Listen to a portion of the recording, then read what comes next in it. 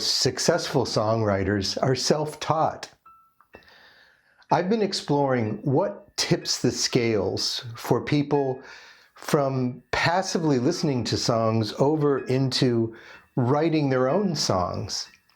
Have you ever wanted to write a song, but maybe you felt too scared? Or perhaps you didn't quite know exactly where to start?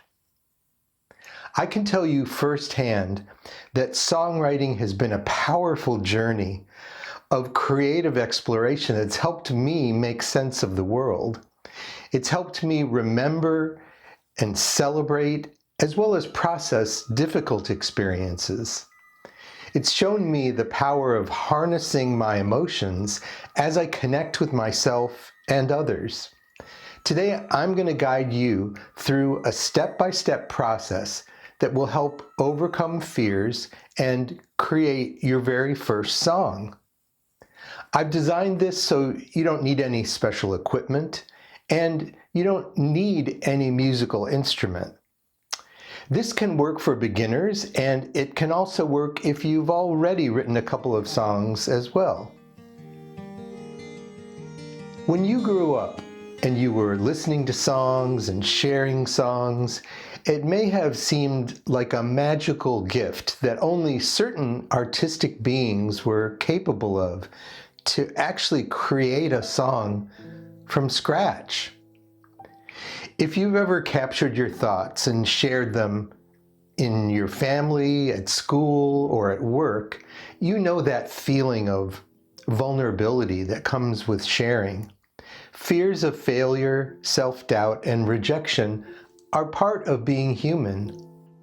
I'm going to share with you one method that gives you practical, step-by-step actions that you can take so that you have all the elements of a song from your own ideas. We'll start with some simple, doable steps, and remember that you're honoring your own personal journey as you write your first song. I remember my first song arrived when I was barely a teenager. I had fallen in love with The Hobbit and the Lord of the Rings books. And if you've read those, you know that J.R.R. Tolkien peppered those stories with long poems representing the songs of men and elves and dwarves. And at the same time, being the youngest child, I was influenced by all the popular songs that my older brother and sisters were listening to. I remember hearing the song The Rock by Harry Chapin, which is a long ballad with many verses, and all of a sudden, all these elements came together to make me think, hey, I wonder if I could write a song. I was probably 12 or 13 at the time. Now looking back across some maybe 40 years of songwriting, I'm here to give you the basic building blocks to show you how you can write your own song. Which came first, the lyrics or the music? You've probably seen interviews or documentaries where songwriters were asked about their inspiration and whether the music or the lyrics started the process. As far as I can tell, there's no one best answer to this question. So whether you're starting from scratch or you have a musical or lyrical idea, you're in the right place. Okay, let's get started. Before we jump in, I want to let you know a couple ways you can go through these steps. You can watch all the steps in this video as an overview and then go try them yourself, or you can pause the video as you try each step. Either way, remember to be patient and kind with yourself, especially if this is new for you. And let's set an intention to have some fun. Okay, here we go. Step number one is to find a beat. Find a beat or a pattern that you like. And you can interpret this in a wide variety of ways.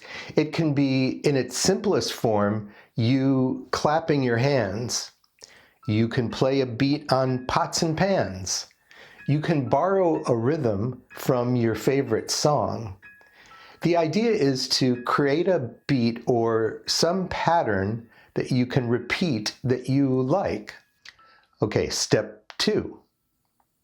Now you're going to move to that beat. You're going to take your beat and set a timer, at least maybe 10 minutes. Use this time to move to the beat. You can dance. You can move your body freely. You can feel the beat. Allow your body to react. Bring the beat, bring this pattern further into your body. Dance like nobody's watching. Really give yourself permission to move your body in response to how that beat makes you feel. All right, step 3. Now we're going to write down your ideas. After that 10 minutes or so of dancing, grab something to write with and write freely. Write a stream of consciousness, a continuous set of thoughts. Try your best to keep writing and writing without stopping. Write and just keep writing and writing. Write for at least 10 minutes. The more the better. If you get stuck, just rewrite the last sentence you were writing and then see what happens when you keep writing. Generate the ideas that showed up from your movement. Describe the sensations of the movement and use words that reflect your inner experiences through your senses. Okay, step 4.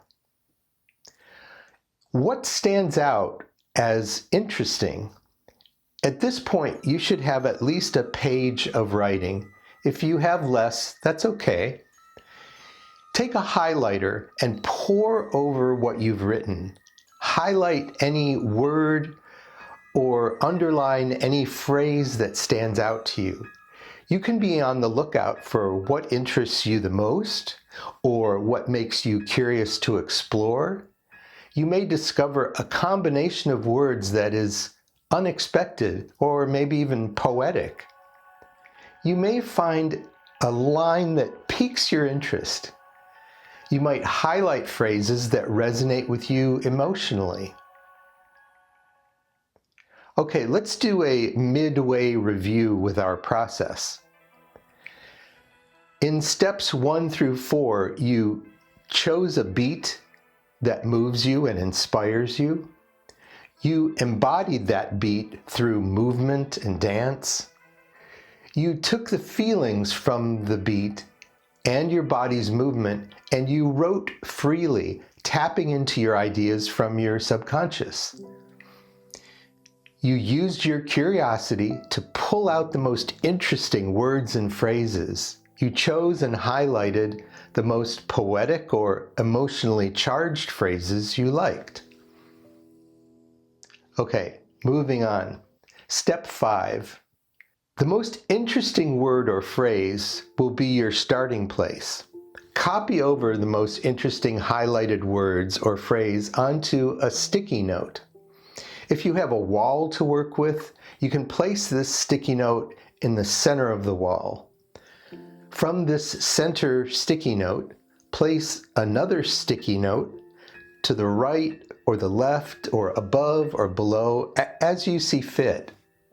In the second sticky note, write a word or phrase that is the first thing you think of relative to the first sticky note. Keep this process going until you fill up the wall with notes of related ideas and words. And this is actually an example of a mind map. Step 6. Chant. Did you know that the word chant comes from the late 14th century Old French word chanter, which means to sing or celebrate?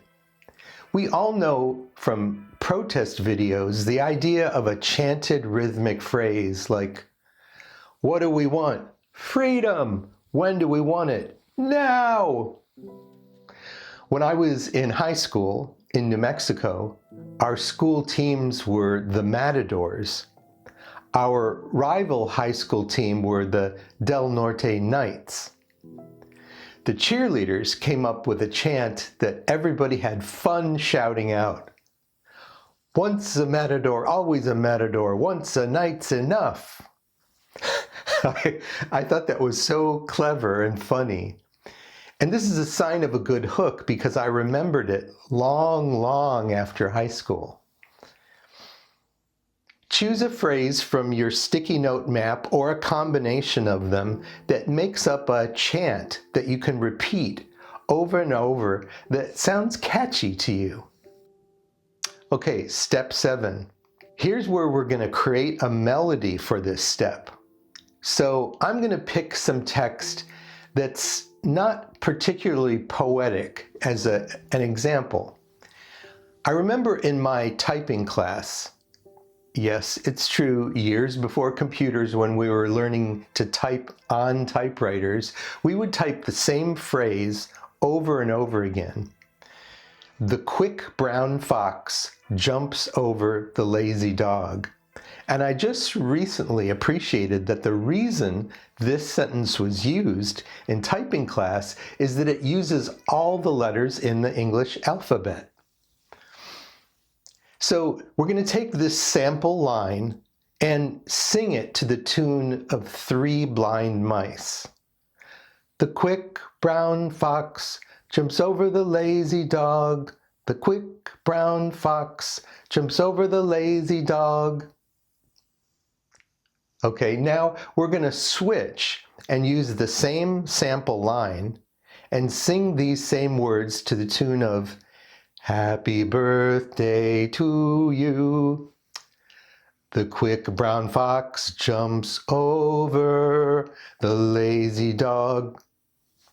You get the point. So this lets you experiment with applying some different melodies to the text. Now, Happy Birthday didn't really fit very well, but you get some ideas about how to apply melodies to your text. Now, take the chant you created and try singing it with my example melodies or other melodies you know or like. You'll find that right away you will form opinions about what you like and what you don't like. From this example, you can explore finding a melody that you think fits well and that you feel good about. So let's review. You created a mind map of concepts in the form of sticky notes on a wall. You showed yourself how these thoughts related to each other, which is showing you how your mind works. You chose your most interesting idea, word or phrase. You turned that idea into a chant. And then you took that line and you started the process of singing some melodies to it, which you're already familiar with. And then you experimented with singing the melody and using your curiosity to play with what you like and what you don't like and what you want to avoid. So there you have it. If you followed along, you have created your first song. Congratulations! Later, you can take your chant and you can discover how to extend it through exploration of comparisons, opposites, and related ideas as you explore the themes of your chant. You can learn more about verses and choruses and song elements. Consider recording yourself as you're experimenting. Most mobile phones today have some basic recording capabilities. Remember that anyone can write a song, and these steps are designed to get you creating at a basic level, but without engaging your fears. I hope you were able to be kind to yourself as you tried these steps and have fun with it. Share your thoughts in the comment section below. I encourage you to keep going, to keep exploring your creativity in this way. If you want more examples and prompts for how to enjoy your own creative processes, go to danielrmandel.com/engage with me to learn more, or you can just send a message to coach@danielrmandel.com. I really want to thank you for watching this video, and please be sure to like it and subscribe to the Creative Engagement YouTube channel.